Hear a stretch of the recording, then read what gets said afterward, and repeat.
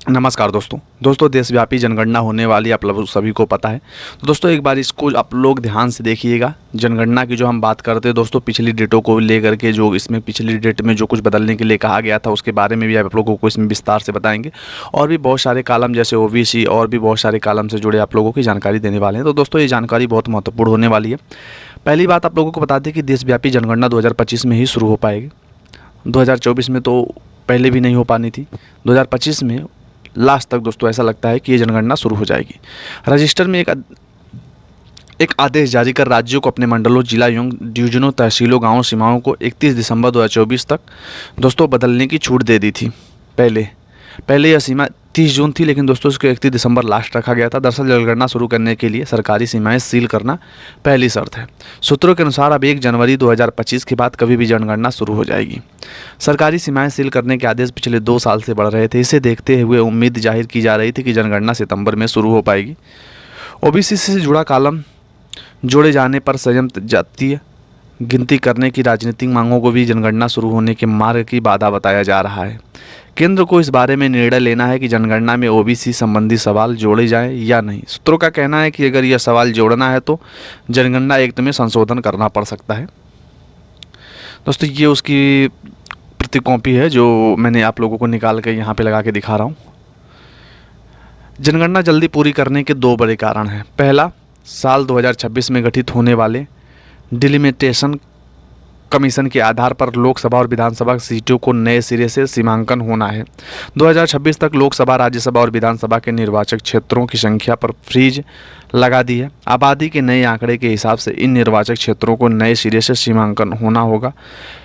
संसद की सीटें की भी संख्या बढ़ेगी। दूसरा, इन बड़ी सीटों के हिसाब से महिलाओं के लिए लोकसभा व विधानसभा में 1/3 सीटें आरक्षित की जाएंगी। इसके लिए ऐतिहासिक विधेयक सितंबर 2023 में पारित किया जा चुका है। अगली जनगणना 2035 में होगी। जनगणना 2025 में जनगणना से नए सेक्सेस चक्र शुरू होगा। 2025 के बाद 2035 और 2045 में जनगणना होगी। 1881 से हर 10 साल बाद होने वाली जनगणना 2021 में होनी थी, जो 3 साल की देरी से शुरू होगी। पूरी बाकायदे 2 से 2.5 साल पूरी होगी। ऐसे में डेटा को 2031 तक सीमित रखना तार्किक नहीं होगा। इस बार की जनगणना डिजिटल होगी और सेल्फ इन्फ्लुएंसर ऐप का सहारा लिया जाएगा।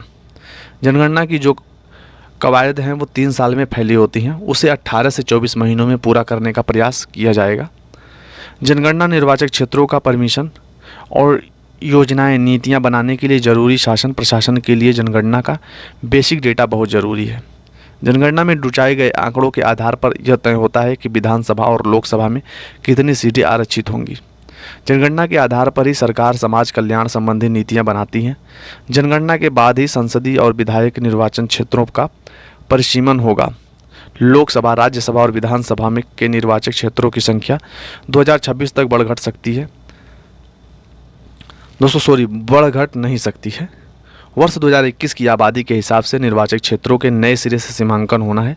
इसके हिसाब से सीटें बढ़ सकती हैं। अब बड़ी सीटों पर महिलाओं के लिए लोकसभा और विधानसभा में 1/3 सीटें आरक्षित होनी हैं। जातियों की गिनती के लिए एक्ट में संशोधन करना होगा। जनगणना एक्ट 1948 में ST/SC की जनगणना का प्रावधान है। ओबीसी की गणना के लिए इसमें संशोधन करना होगा। ओबीसी की 2650 जातियों के आंकड़े सामने आएंगे। 2011 की जनगणना के अनुसार मार्च 2023 तक 1270 SC, 748 ST जातियाँ हैं और 2011 में SC आबादी जो है 16.6% और ST 8.6% थी। सामाजिक आर्थिक गणना के आंकड़े जारी नहीं हुए तो मनमोहन सिंह सरकार के दौरान 2011 में सामाजिक, आर्थिक और जातिगत जनगणना करवाई गई थी। इससे ग्रामीण विकास मंत्रालय, शहरी विकास मंत्रालय और गृह मंत्रालय ने कराया था। हालांकि शहरी विकास मंत्रालय और गृह मंत्रालय ने करवाया था जो इसी सर्वेक्षण के आंकड़े कभी भी सार्वजनिक नहीं किए गए। ग्रामीण विकास मंत्रालय की वेबसाइटों पर इसके ST/SC हाउस होल्ड के आंकड़े ही जारी किए गए। ऐसे में माना जा सकता है कि जनगणना का चक्र बदल सकता है।